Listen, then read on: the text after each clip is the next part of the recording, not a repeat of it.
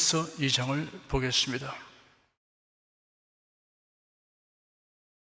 1절 한 절을 함께 읽겠습니다. 시온에서 나팔을 불며 나의 성산에서 호각을 불어 이 땅 거민으로 다 떨게 할지니 이런 여호와의 날이 이르게 됨이니라. 이제 임박하였으니. 여호와의 날은 하나님의 심판하시는 날을 의미합니다. 심판의 날인 여호와의 날은 삼중의 의미를 가지고 있습니다. 메뚜기 재앙으로 임하는 심판을 의미합니다. 외국 군대의 침략을 당하는 심판을 의미합니다. 종말에 온 세상에 임할 심판을 의미합니다. 시온에서 나팔을 불며 하나님의 성산에서 호각을 불어 심판이 임박했음을 알리어야 합니다. 시온과 성산은 하나님의 성전이 있는 예루살렘이며 또한 하나님의 백성을 의미합니다. 그리고 나팔과 호각을 부는 자는 제사장입니다. 제사장들은 호각을 불어 백성들이 각성하게 하라 하였습니다. 교회와 성도는 임박한 심판에 대하여 사람들의 깨우치도록 외쳐야 하는 사명이 있습니다. 2절에서 11절까지 함께 읽겠습니다. 곧 어둡고 캄캄한 날이요 빽빽한 구름이 낀 날이라 새벽빛이 산꼭대기에 덮인 것과 같으니 이는 많고 강한 백성이 이르렀음이라. 이 같은 것이 자고 이래로 없었고 이후 세세 없으리로다. 불이 그들의 앞을 사르며 불꽃이 그들의 뒤를 태우니 그 전의 땅은 에덴 동산 같았으나 그 후의 땅은 황무한 들 같으니 그들을 피한 자가 없도다. 그 모양은 말 같고 그 달리는 것은 기병 같으며 그들의 산꼭대기에서 뛰는 소리가 병거 소리와도 같고 불꽃이 초계를 사르는 소리와도 같으며 강한 군사가 항우를 부리고 싸우는 것 같으니 그 앞에서 만민이 송구하여 하며 무리의 낯빛이 하얘졌도다. 그들이 용사같이 달리며 모사같이 성을 더위 잡고 오르며 각기 자기의 길로 행하되 그 항우를 어기지 아니하며 피차에 부딪히지 아니하고 각기 자기의 길로 행하며 병기를 충돌하고 나아가나 상치 아니하며 성중에 뛰어 들어가며 성 위에 달리며 집에 더위 잡고 오르며 도적같이 창으로 들어가니 그 앞에서 땅이 진동하며 하늘이 떨며 일놀이 캄캄하며 별들이 빛을 거두다. 여호와께서 그 군대 앞에서 소리를 발하시고 그 질은 심히 크고 그 명령을 행하는 자는 강하니 여호와의 날이 크고 심히 두렵도다. 당할 자가 누구이랴? 1차적으로는 메뚜기 떼에 대한 은유적 표현입니다. 메뚜기 떼가 엄습할 때 하늘이 마치 짙은 구름이 낀 것처럼 캄캄해지는 현상과 또 메뚜기 떼의 붉은 날개 빛깔 때문에 먼 곳에서 바라보면 마치 새벽의 붉은 노을과 같이 보이는 현상을 기록하고 있습니다. 메뚜기 떼가 한번 지나가면 불탄 자리처럼 황폐하게 됩니다. 메뚜기 떼가 덮치는 광경을 생생하게 그려놓았습니다. 2차적으로는 계속해서 범죄하고 회개하지 아니하는 유다 백성들에게 이방 나라의 군대가 침입하는 상황을 묘사하였습니다. 궁극적으로는 세상 끝날에 있을 하나님의 심판으로서 인류 최고의 전쟁이 묘사되었습니다. 12절에서 17절까지 함께 읽겠습니다. 여호와의 말씀에 너희는 이제라도 금식하며 울며 애통하고 마음을 다하여 내게로 돌아오라 하셨나니 너희는 옷을 찢지 말고 마음을 찢고 너희 하나님 여호와께로 돌아올지어다. 그는 은혜로우시며 자비로우시며 노하기를 더디하시며 인애가 크시사 뜻을 돌이켜 재앙을 내리지 아니하시나니 주께서 혹시 마음과 뜻을 돌이키시고 그 뒤에 복을 끼치사 너희 하나님 여호와께 소제와 전제를 드리게 하지 아니하실는지 누가 알겠느냐? 너희는 시온에서 나팔을 불어 거룩한 금식일을 정하고 성회를 선고하고 백성을 모아 그 회를 거룩해 하고 장로를 모으며 소아와 젖먹는 자를 모으며 신랑을 그 방에서 나오게 하며 신부도 그 골방에서 나오게 하고 여호와께 수종드는 제사장들은 낭실과 단 사이에서 울며 이르기를 여호와여 주의 백성을 긍휼히 여기소서. 주의 기업으로 욕되게 하여 열국들로 그들을 관할하지 못하게 하옵소서. 어찌 이방인으로 그들의 하나님이 어디 있느냐 말하게 하겠나이까 할지어다. 여호와의 날에 임할 심판의 심각성과 임박함에 대한 예언을 통해 죄인들의 회개를 촉구하였습니다. 이제라도 돌아오라 하였습니다. 회개하라는 음성을 듣는 자는 아직 희망이 있습니다. 금식하며 울며 애통하고 마음을 다하여 돌아오라 하였습니다. 회개는 죄에 대한 애통함이 있어야 합니다.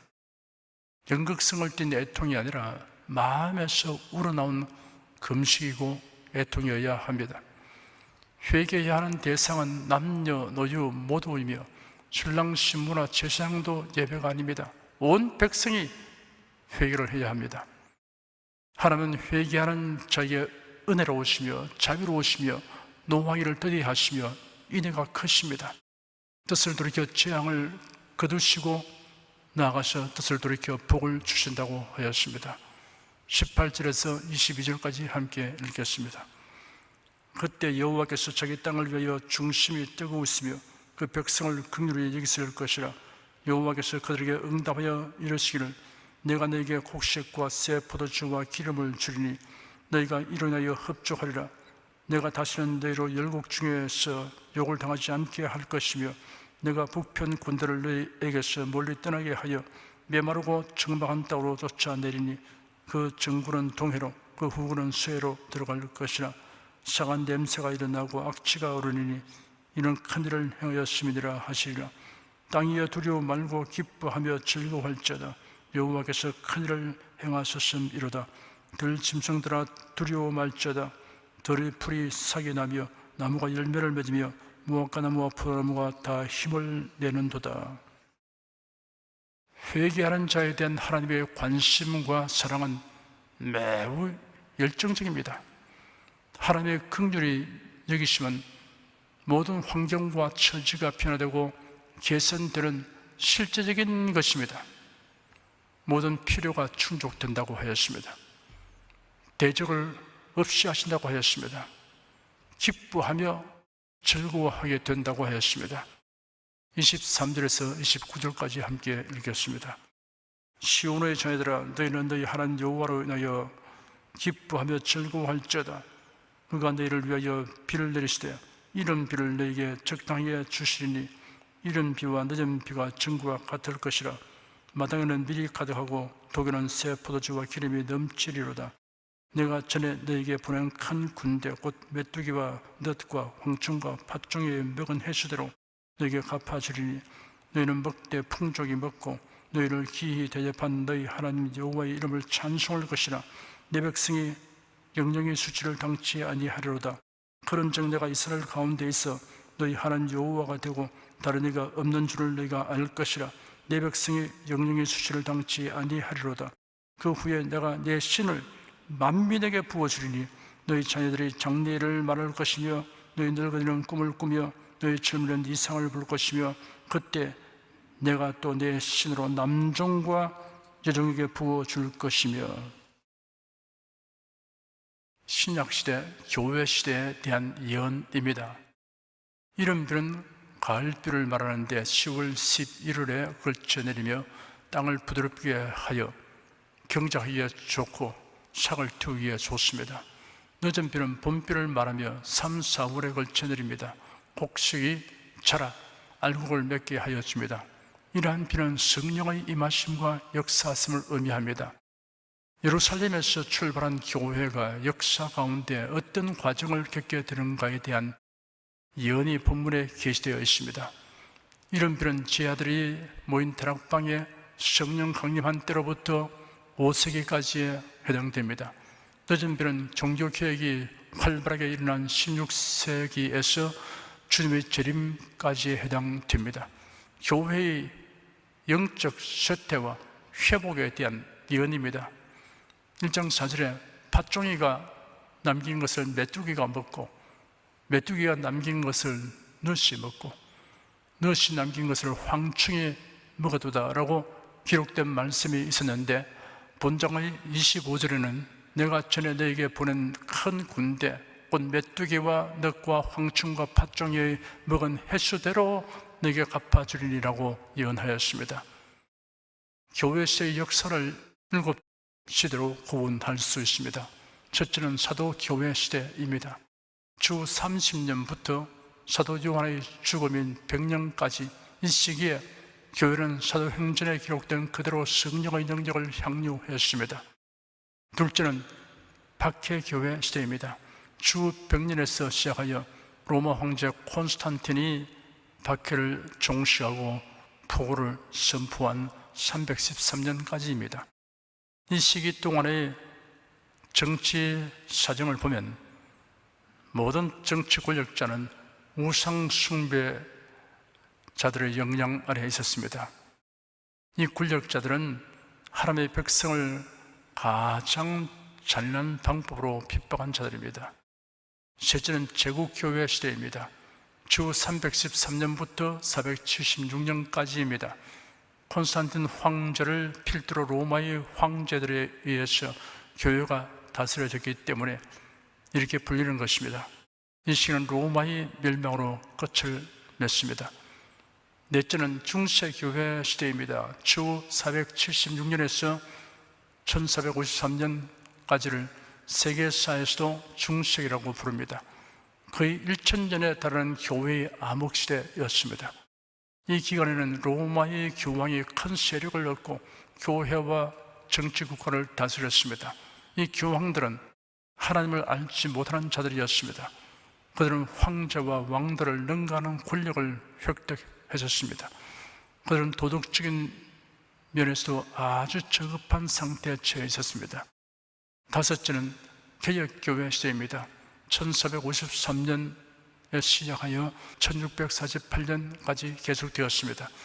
개혁자들은 대담하게 가톨릭 교회와 그들의 죄를 비난하고 신자들이 성경을 열심히 상고하게 하는 개혁을 시하게 되었습니다. 여섯째는 현대교회 시대입니다. 1648년부터 1901년까지 몇몇 나라들이 로마 교황의 지배를 벗어나 의식과 형식에 치우친 예배 형식을 벗어나 그들 자신의 예배 형식을 수립한 때입니다. 개혁자들이 신앙을 따라 활발하게 교회들이 세워졌습니다. 일곱째는 종말의 교회 시대입니다. 현재의 교회 시대를 말하며 마지막 교회 시대가 될 것입니다. 이 교회는 1901년에 시작되어 앞으로 예수께서 오시는 날까지 계속될 것입니다. 예언에 등장하는 곤충의 식성 및 습성에 관련하여 교회의 쇠퇴와 회복에 대한 상징적 의미를 생각해 볼 수 있습니다. 먼저 쇠퇴에 관한 예언입니다. 팥종이가 먹는 것이라고 하였는데 팥종이는 열매를 먹습니다. 주 100년경 사도 요한이 죽은 후에 교회 가운데 성령의 은사가 사라져 갔습니다. 메뚜기가 먹고 하였습니다. 메뚜기는 잎사귀를 먹습니다. 주 313년 콘스탄틴 대제가 기독교를 공인한 이후는 성령 받는 일이 사라졌습니다. 넛이 먹고 하였습니다. 넛은 연한 가지를 갉아 먹습니다. 주 313에서 476년 제국 교회 시대로서 로마의 교황들에 의해 교회가 다스려졌습니다. 형식과 의식에 치우쳤습니다. 교리 문답을 외우고 반복하는 기도, 가운, 장식, 의식에 매달리고 성결운동이 사라졌습니다. 황충이 먹었도다 하였습니다. 황충은 나무 껍질에 집을 짓습니다. 주 476년에서 1453년 기간에 교황이 정치적 세력을 얻어 교회와 국가를 지배했습니다.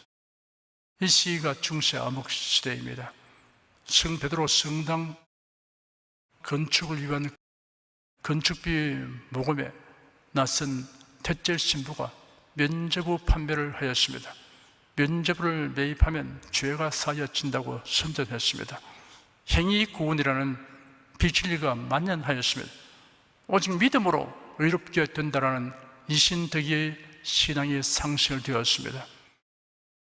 성경을 번역하는 것은 사전 검열을 받아야 하고 성경을 소유하면 파문하는 처분을 하였습니다. 사제들 외에는 성경을 읽지 못하게 하였습니다. 고우가 되어 일반인은 사용하지 않는 라틴어로 된 성경을 발간하여 사제들만 읽을 수 있도록 하였습니다. 다음은 회복에 관한 예언입니다. 25절에 메뚜기와 늑과 황충과 팥종이 먹은 해치대로 내게 갚아주리니라고 기록되었습니다. 황충이가 먹은 것이 회복되었습니다. 1453년에서 1648년의 기간은 개혁교회 시대였습니다. 루트, 저빙글리, 칼빈 등의 종교개혁 지도자들이 활약하였습니다. 루트가 1517년 10월 로마 교황이 허가한 면죄부를 비판하고 95개조의 반박문을 비텐베르그 성당의 문에 붙였습니다.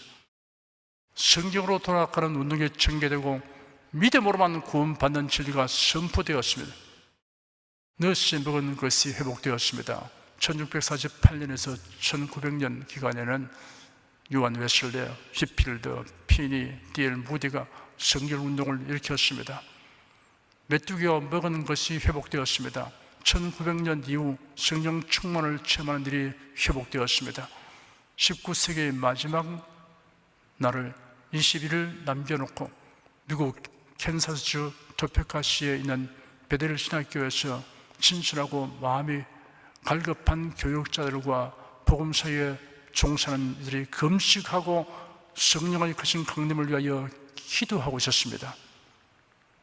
그러던 중 1900년 1월 1일 아침 놀랍게도 그들이 성령 강림을 체험하였습니다.